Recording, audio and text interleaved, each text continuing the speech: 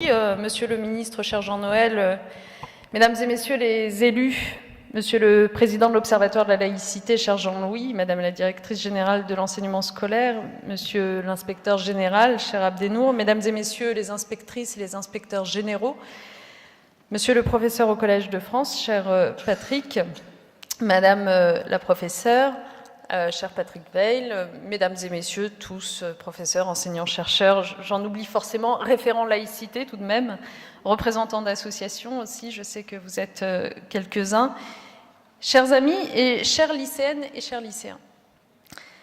On célèbre aujourd'hui, c'est ce qui nous rassemble, les 111 ans de la loi de séparation de l'Église et de l'État. Et c'est cette date du 9 décembre que nous avons choisi, nous, pour instaurer depuis l'année dernière, car il faut se souvenir que ça n'existait pas auparavant, la journée de la laïcité dans les établissements scolaires. Nous avons voulu systématiser cette journée de célébration, de projets, de travaux collectifs sur la question de la laïcité. Et pourtant, il y a un autre anniversaire qu'il ne faudrait pas oublier, c'est celui de la laïcité à l'école, qui, elle, a été instaurée à une autre date, qui n'est pas 1905, mais qui est le 18 mars 1882. En d'autres termes, la laïcité à l'école est plus ancienne que la laïcité dans notre République. La laïcité à l'école a fêté en mars dernier ses 134 ans. Pourquoi est-ce que je reviens sur cette antériorité de la laïcité à l'école par rapport à la laïcité dans l'État? C'est parce qu'elle est tout sauf anodine, évidemment. L'école a été déclarée laïque très exactement 1 an après la loi qui a instauré sa gratuité. En d'autres termes, la gratuité était venue lever un obstacle matériel à l'accès à l'école, et la laïcité venait à son tour, 1 an plus tard, lever un obstacle spirituel, parce que ça n'est qu'à la condition que ces 2 entraves-là soient levées que l'on pouvait instituer, comme le fit alors Jules Ferry, l'obligation scolaire. Il y a dans la laïcité la volonté clairement affirmée par Ferdinand Buisson, que vous connaissez, d'accueillir tous les enfants, je cite, avec les croyances qu'ils tiennent de leur famille. Mais il y a surtout dans la laïcité l'affirmation de la mission de l'école de la République, c'est-à-dire former des citoyennes, des citoyens qui soient instruits, cultivés, éduqués, autonomes. Le chemin de l'école, c'est donc celui de l'émancipation.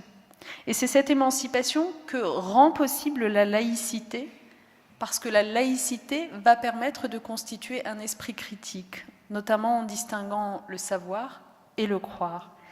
Donc laïcité et esprit critique sont profondément liés, le colloque de ce matin l'a démontré. L'école, ça n'est pas une institution républicaine qui serait laïque juste parce que l'État est laïque, ça n'est pas simplement un lieu où s'applique la laïcité, c'est un lieu qui donne au sens même de la laïcité un relief particulier. Voilà pourquoi j'ai voulu que soit conduite une action d'une ampleur inégalée, pour à la fois transmettre, enseigner, mais aussi défendre, promouvoir, chaque fois que cela est nécessaire, la laïcité. La défendre parce que la laïcité a été ces dernières années méconnue, attaquée, affaiblie. Alors il fallait arrêter de détourner le regard, affronter la réalité de la situation en face, et ça a été l'un de nos grands objectifs à la tête du ministère de l'Éducation nationale. Nous avons tenu d'abord à ce que les cas d'atteinte au principe de laïcité fassent l'objet de remontées systématiques de la part des établissements et que tout manquement donne lieu à une réaction ferme, appropriée. Mais la fermeté, soyons clairs, c'est aussi de redonner à chaque acte sa dimension et son sens. C'est savoir par exemple ce qui relève clairement d'une atteinte à la laïcité et ce qui, en revanche, relève de phénomènes liés à l'adolescence en général.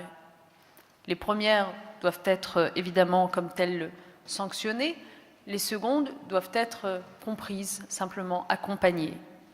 Donc signaler, sanctionner, sans plus détourner le regard, mais sans jamais s'interdire de penser, telle est la règle aujourd'hui au sein de nos établissements.